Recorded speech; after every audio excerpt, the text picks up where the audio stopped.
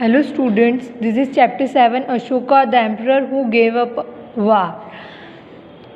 History. Rohan's rupees. Roshan clutched the crisp notes that her father had given her on her birthday. While she badly wanted to buy a new CD, she also wanted to just see and feel the brand new clothes. It was then that she noticed that all of them had a smiling face of Gandhiji printed on the right and a tiny set of lions on the left. What were the lions?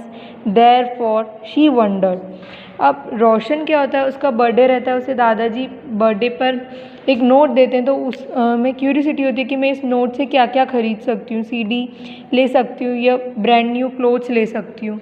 तो वो जो note रहता है उसमें right side में Gandhi ji print रहते हैं और लेफ़्ट में एक लायन का सेट होता है। तो आप बता सकते हैं वो लायन का सेट जो है, 4 लायन का सेट, वो क्या होता है, उसे हम क्या कहते हैं। ये दिख रहा है आपको इमेज भी, आगे हम पढ़ेंगे। A very big kingdom and empire, बहुत बड़े साम्राज्य को हम एम्पायर कहते हैं। The lines that we see on our notes and coins have a long history, हमारे नोट्स या कॉइन्स के ऊपर जो लाइन्स हैं उसकी बहुत पुरानी और बड़ी हिस्ट्री रही है। They were carved in stones and placed on the top of a massive stone pillar at Sarnath. हमने चैप्टर 6 में पढ़ा था कि सारनाथ में पिलर्स है, उनके ऊपर जो लाइंस बने हैं ये वहीं से इंस्पायर्ड होकर हमने हमारे नोट्स पर इसको प्रिंट किया है हमारी गवर्नमेंट ने। Ashoka was one of the greatest ruler known to history and on his instruction inscriptions were inscribed on pillars as well as on rock surface. Ashoka जो है वो काफ़ी ग्रेट रूलर रहे थे हमारी हिस्ट्री में, उन्हीं के इंस्ट्रक्शंस पर ये पिलर पर lions, wheels as well as rock surface, और रॉक सरफेसेस पर भी बहुत सारी जो नक्काशी आपको देखने को मिलेगी। Before we find out what was written in this inscription, अब इंस्क्रिप्शंस क्या होते हैं, जिसमें कुछ मैसेजेस लिखे रहते हैं, तो क्या लिखा होता है उन इंस्क्रिप्शंस पर। Let us see why his kingdom was called an empire, अब हम देखेंगे कि उनके साम्राज्य, उनके राज्य को एम्पायर क्यों कहते थे। The empire that Ashoka rule was founded by his grandfather Chandragupta Maurya, जो अशोका का एम्पायर है वो किसने फाउंड किया था, उनके ग्रैंडफादर चंद्रगुप्त मौर्य ने, मोर देन 2300 ईयर्स अगो, आज से 2300 ईयर्स पहले। Chandragupta was supported by a wise man name Chanakya और कौटिल्य। चंद्रगुप्त को कौन सपोर्ट करता था, एक बहुत ही चतुर व्यक्ति थे जिनका नाम था चाणक्य या Kautilya. Many of Chanakya's ideas were written down in the book called Arthashastra, और चाणक्य की जो बुक है अर्थशास्त्र, उनमें आपको उनके आइडियाज़ पढ़ने को मिलेंगे।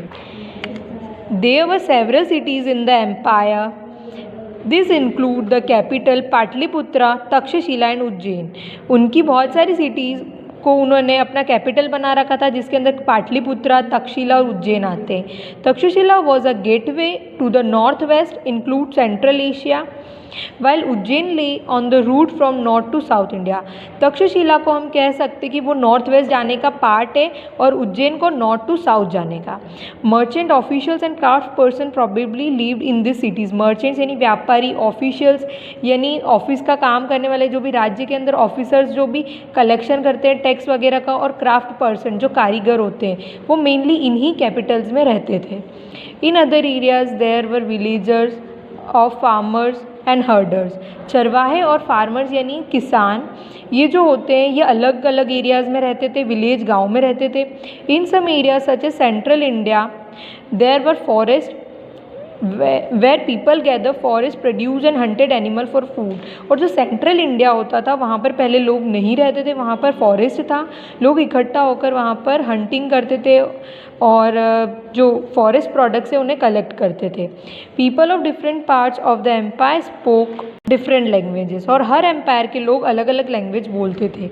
दे probably ate different kinds of foods and wore different kinds of clothes as well, उनकी लैंग्वेज के साथ उनका जो फूड हैबिट्स थी और उनके जो क्लोथ्स थे वो भी काफ़ी डिफरेंट थे। How are empire different from kingdom, जब हम पढ़ेंगे कि एम्पायर और किंगडम में क्या डिफरेंस है। Emperors need more resources than kings because empires are larger than kingdoms and need not need to be protect by big armies. Empires क्या होता है, वो है ना किंगडम्स के कंपेयर में बड़ा होता है, उन्हें फूड की क्वांटिटी भी ज़्यादा लगती है, उन्हें आर्मीज़ भी प्रोटेक्शन के लिए बड़ी चाहिए। So also they need a large number of officials who collect tax. मैंने बताया था ऑफिशियल्स मीन्स जो टैक्स कलेक्ट करते हैं, उन्हें बहुत सारे ऑफिसर्स भी चाहिए थे, क्योंकि किंगडम्स के अंदर बहुत सारे डिपार्टमेंट्स होते थे टैक्स कलेक्ट करने के लिए और दूसरे वर्क के लिए, तो उन्हें ऑफिशियल्स भी ज़्यादा चाहिए होते थे। रूलिंग द एम्पायर, अब एम्पायर कैसे रूल करते हैं, कैसे चलता है।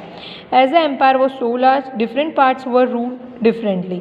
जैसा कि हम जानते हैं एम्पायर जो है वो किंगडम के कंपेयर में बड़ा होता है, तो उसे रूल करने के लिए उसके जो रूल्स है वो भी अलग अलग है।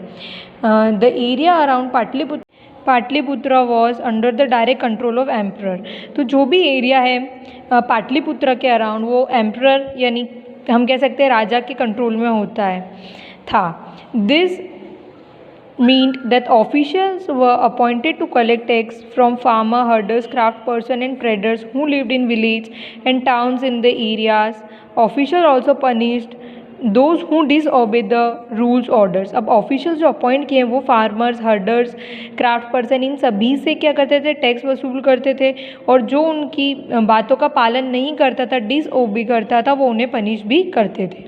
Many of this officials were given salaries, इन ऑफिशियल्स को सैलरीज भी दी जाती थी। Messenger went to and fro and spies kept a watch on the officials, और मैसेंजर्स थे वो इनके ऊपर नज़र भी रखते थे ऑफिशियल्स पे। End of course the emperor supervise them all, और एम्परर क्या करता था, इन सबको असिस्ट करता था, सुपरवाइज करता था कैसे क्या करना है, with the help of member of the royal families and senior ministers, और बहुत सारे राजा के राज दरबार में जो मिनिस्टर्स होते थे उनकी हेल्प से। देयर वर अदर एरियाज और provinces, each of this was ruled from a provincial capital such as Taxila और उज्जैन। इसके अलावा बहुत सारे एरियाज, प्रोविंसेस मतलब स्टेट्स होते थे, सभी को कैपिटल रूल करती थी, जैसे तक्षशिला और Ujjain. Also there was some amount of control from Patliputra, and royal princes were often sent as governor, local customs and rulers were probably followed। और बाकी क्या होता था, कंट्रोल कहाँ से चलता था, मेन पाटलिपुत्रा से, क्योंकि वहाँ पे जो रॉयल प्रिंसेस थे वो सारे ऑर्डर्स सेंड करते थे कि कैसे क्या रूल करना है। Besides there were vast areas between this centres. अब क्या था कि ये जो भी एरियाज़ है ये काफ़ी वास्ट यानी बड़े होते थे, एक सेंटर से दूसरे सेंटर यानी कैपिटल तक जाने के लिए। Here the Mauryas try to control roads and rivers which were important for transport and to collect whether what ever resources were available as tax and tributes. अब मौर्य क्या करता था, रोड्स पर और रिवर्स पर भी अपना कंट्रोल करता था, क्योंकि ये सबसे इम्पॉर्टेंट होता है ट्रांसपोर्टेशन के लिए, और फिर वो टैक्स के रूप में जो वहाँ की इम्पॉर्टेंट रिसोर्सेज है उन्हें ले लेता था। For example the Arthashastra tell us that the north west was important for blankets. अब अर्थशास्त्र में क्या कहा गया है कि नॉर्थ वेस्ट जो है वो ब्लैंकेट्स के लिए फेमस है, and south is for gold, और साउथ गोल्ड के लिए है, and precious stones. It is possible that this resources were collected as tribute. तो वो क्या कहते थे, पैसे ना लो और ये जो जहाँ की जो स्पेशलिटी है उसे टैक्स के रूप में रिसीव कर लो। ट्रिब्यूट उसका मीनिंग दे रखा है, unlike taxes which were collected on regular basis, tribute was collected as when it was possible from people who gave a variety of things more or less willingly।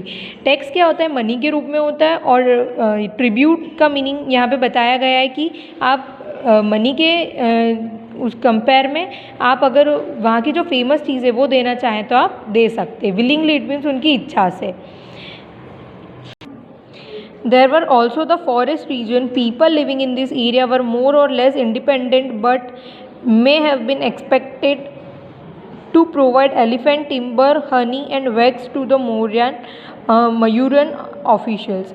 यहाँ बहुत सारे forest region भी थे, people जो इन area में रहते थे वो इंडिपेंडेंट थे, आज़ाद थे, बट उन्हें क्या होता था, एलिफेंट्स जो थे वो उन्हें प्रोवाइड किए जाते थे, हनी और वैक्स जो है वो भी क्या होता था उन लोगों को मौर्य ऑफिशियल्स जो ऑफिसर्स है उन्हें कलेक्ट करके देना होता था।